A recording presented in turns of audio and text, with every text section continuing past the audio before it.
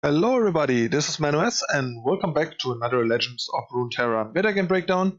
Today we're gonna look at the first batch of data from the mobalytics guys since the latest balance patch, so we finally get an idea of where the metagame is going based on data since the balance patch and not just from like our subjective impressions from the games we played. So before we dive right in, you know the drill, hit the subscribe button down below and I'll take you away to today's sponsor. Today's video is sponsored by NordVPN, one of the leading virtual private network providers out there. A virtual private network keeps your data secure and yourself anonymous while using the internet. NordVPN comes with super fast servers, allows you to unlock your favorite entertainment websites like Netflix. They provide a 30-day money-back guarantee. They also have an included cybersecurity suite, which acts as an ad blocker to boot. They don't lock any of your data, provide a 24/7 customer support, and you can use it on up to 6 simultaneous connections, so one account covers most or all of your electronic devices. And most importantly, they don't have any bandwidth limit, so you can use it non-stop without it getting throttled, which is particularly important for heavy users like us. It also won multiple awards and comes highly recommended by top technology experts. So if you're still surfing online without a VPN, now is the time to change that. Get NordVPN now, 70% off for a 3-year plan, including 1 month extra for free using the code ManuS or the personalized link in the description down below. And now on to today's content. Alright, so let's take a look at the decks. As usual, we're going to take a look at the top 5 most played and the top 5 highest win rate decks, and I'll give you some thoughts about it and additional information, and you can find the whole data sheets in the description down below if you want to check them out yourselves and dig in deeper. Alright, so first off we have Ezreal Karma combo, still in the top 5.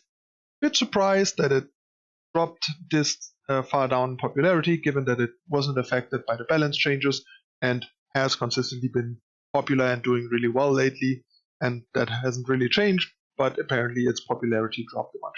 This list is a bit odd. It's quite different from what we have seen the other weeks.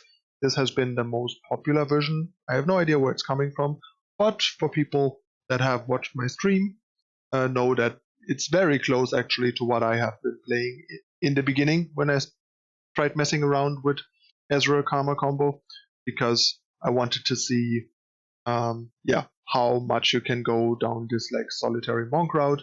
I didn't have Key Guardian, I had I think Spirit's Refuge, and I had only 2 Yone and 3 Get Excited, but other than that, that was basically where I started with the archetype, and it's pretty solid. But once I tried the more traditional list with like Ramage and Jurik, I kinda came around on it. I'm not 100% sure which one I like better, but it seemed like the one with Ramage made a bit more sense because it played a bit more to the strengths of Karma and to the whole like just being a bit more controlling and grindy, just kind of winning once your Karma levels, to just go either win with Karma and drawing like a ton of cards, or win with Karma plus Ezreal, dealing a lot of damage really quick and having a lot of cheap spells. And this list is a bit more clunky and sort of higher variance, I guess, and has a less clear and more like variable game plan, I guess. So yeah, maybe give it a try if you haven't played this variant yet. Not a big fan of Key Guardian. I think the card's just like not great and don't see purpose that it serves here. It's like, alright, but I'd rather have like another Refuge or another Get Excited really. But yeah, if you want to try it, give it a try, see how you like it compared to like the more typical versions that we've seen before. Alright, on to the 4th most popular deck. That's once again Spider Aggro. It has, as we've seen, very well cemented itself as sort of the go-to aggro deck.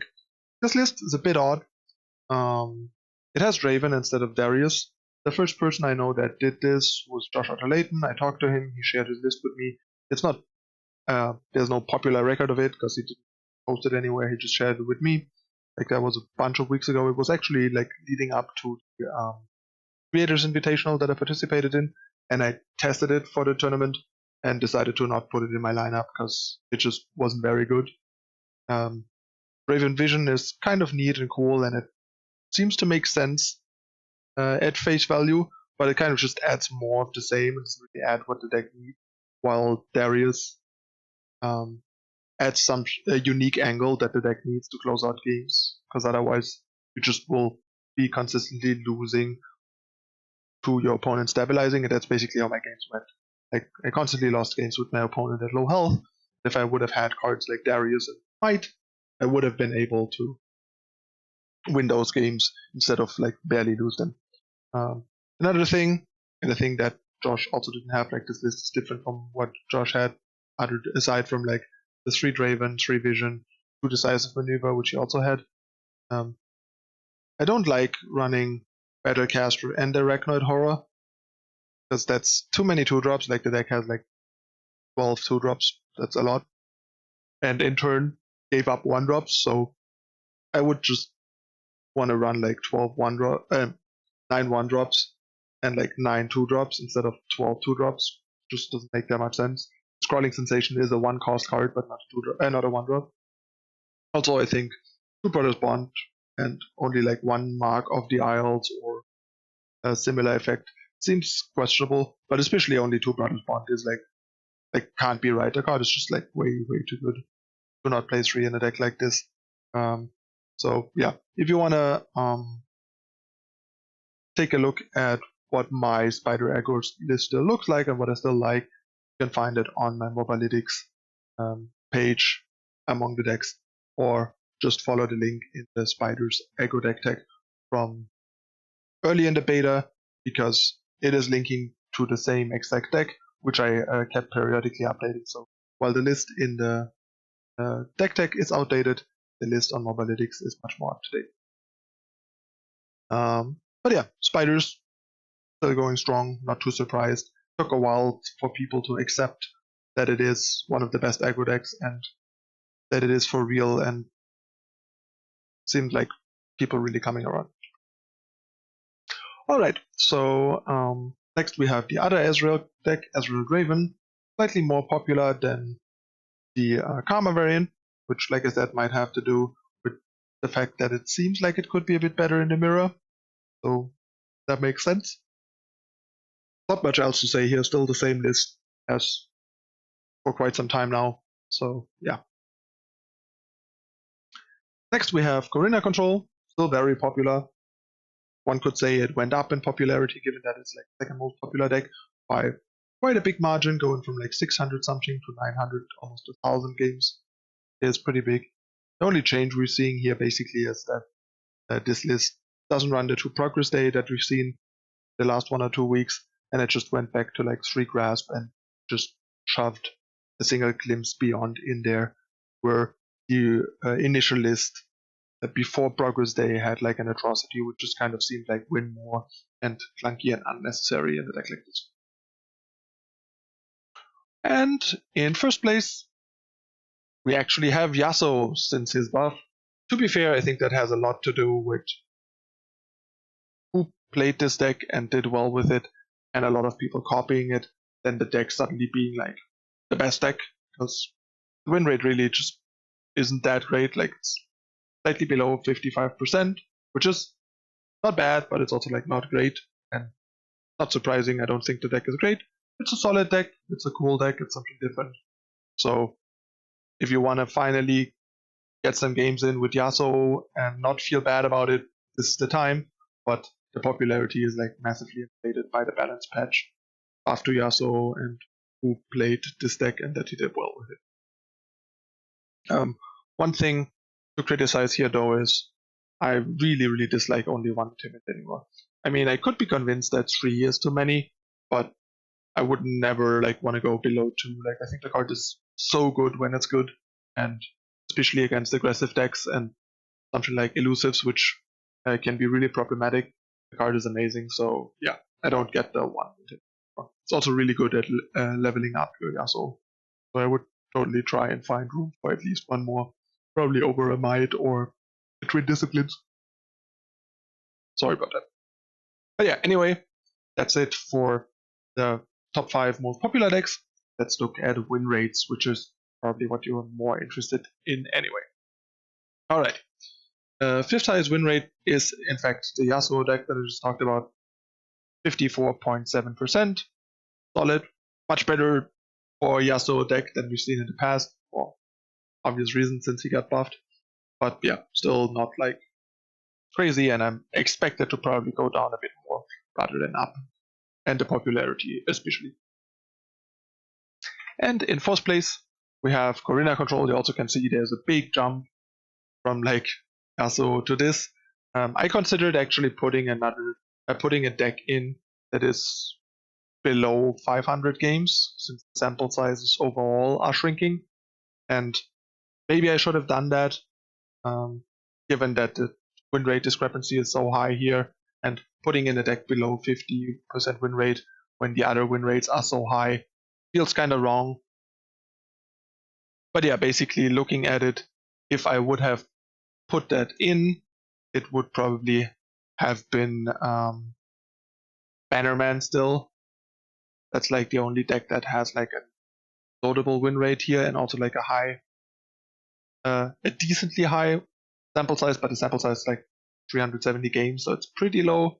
And the like closest below 500 is 429 at 55%, which is Demacia Shadow Isles, which is basically the Undying deck.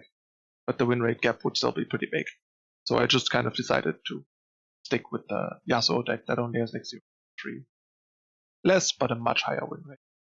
A much higher sample size. But yeah, Corina Control, not just popular, also it's really strong. No surprise, a lot of stuff got nerfed. Some minor stuff got buffed. The Corina stuff didn't get touched, so still going strong. Next we have Elusives. That's the one deck that is below 500 games that I put in, because it's a very well established archetype. So we have a lot of like backlog history on its performance. So we are not as dependent on like a strong sample size for this specific week. And yeah, so it has only 417 games, but the overall win rate, as you can see, is close to 60%, so within the range of what it had for most of the time of these reviews, and it's making a comeback, it seems. It's just not as popular yet, maybe, so it might even like grow in popularity again, so that we like legit see it in the win rate and popularity columns at like over 500 games in the next metagame breakdown. Also, one note again, as I mentioned before, almost all the decks that are popular are also like the highest win rate decks. And I mentioned that before, that the people are catching on more and more which decks are popular because they're good, and which decks are like actually good, so they make them more popular by playing them more. So there's less discrepancy between like people playing like popular but mediocre decks, while some of the really well-performing decks are underplayed. So the sort of metagame and community and understanding of decks and deck selection, I guess, of people has noticeably improved in the last couple of weeks, even like based on data. This is also not the most popular elusive list technically, but I really didn't like that list, and I basically am the one that built this particular version and popularized it after being inspired to do so by facing a similar deck on ladder, before it was a thing. And yeah, the list, the most popular list basically had like 1 twin disciplines and 2 spirit refuges instead for some reason. Just kind of random and not something I think even makes sense looking at the metagame. The metagame is pretty controlling, so yeah. Anyway, on to the next deck. Next place, Spider Aggro, like I said, second highest win rate. Deck has been among the top 2 or top 3 win rate decks for weeks. There were a couple of weeks in between where it dipped, but for most of the time it has been doing really, really well in percentage and just bouncing up and down in popularity, but not so much in performance. And yeah, no difference here, 60.3. So over like all the weeks, the entire past, the deck probably has an average win rate of like over 60% of the entire like basically open beta season so far, which is pretty impressive. And among the best win rates of any archetype in the entire game, actually, that we've seen based on data. And the most successful deck is actually Ezreal Karma combo. Another deck that has been consistently doing really well. Also noteworthy, Nox Ezreal has not made it in remotely. Win rate of that one pretty subpar, like below 54%. Once again, implying that while it might be better in certain specific matchups, overall it's a much worse deck, and something that I have been suspecting and saying before, based from my personal impressions. And this is more data to support this assumption. Let me take a look at this specific version real quick for you guys to give you an idea on the win rate. So this specific list actually did much worse than the archetype overall, further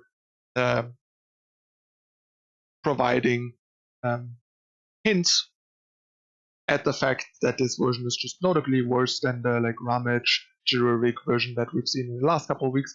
Not sure where it's coming from and why it's being the most popular, but then again, if I look at the sample size, that might be the reason for it. It's 58 games only, so maybe there was one guy that really liked this version and wanted to try it, jammed 58 games with it, while all the other couple of hundred games that were played with slightly different lists that had like one or two cards different, but were much closer to the like established Ramage list, and therefore lost out in terms of like most popular list to this one, while being much higher in win rate. So yeah, can't really recommend playing this list. Just stick to the one with the Ramages and generics that's just been doing well and is well established, it seems. So yeah.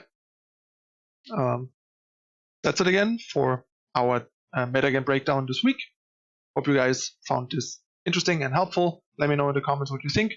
I'm always open feedback and constructive criticism, trying to improve my content for you guys. And yeah, one last request on your way out: hit the subscribe button, turn on notification icon, leave a like, share with your friends, leave a comment. Everything helps. Don't forget to turn off your ad block while watching YouTube to help support your favorite content creators, not just myself, and show our sponsor, NordVPN, some love. You can find the link in the description down below. Thanks for watching, everybody. I'm your host, ManuS, and see you next time.